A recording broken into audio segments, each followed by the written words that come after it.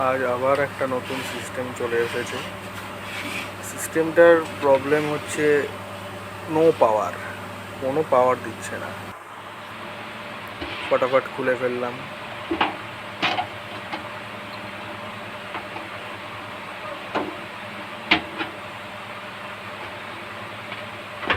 ফটাফট খুলে ফেলে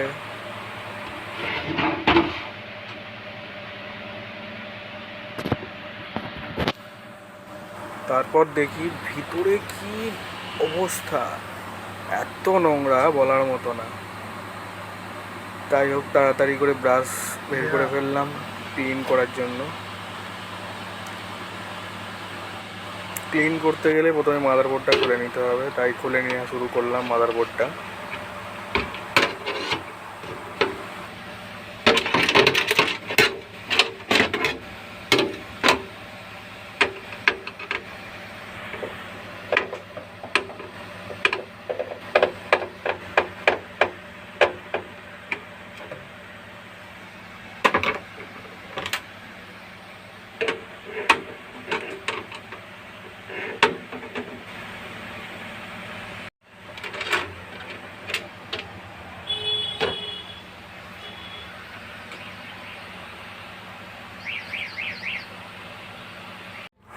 তারপর র্যামটাকে খুলে নিলাম।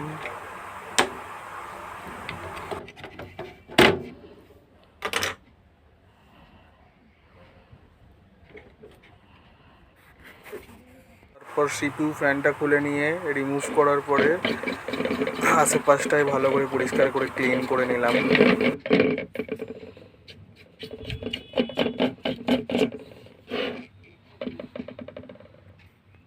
সমস্ত কিছু ক্লিন করার পরে থার্মাল পেস্টটা বার করলাম, বার করে ভালো করে থার্মাল পেস্ট লাগিয়ে নিলাম। তারপর সিপিইউ ফ্যানটা ফের পুনরায় লাগিয়ে দিলাম।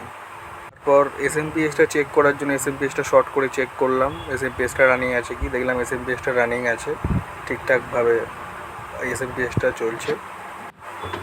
তারপর পুরো সিস্টেমটা ভালো করে চেক করার জন্য কানেকশানগুলো লাগিয়ে নিলাম।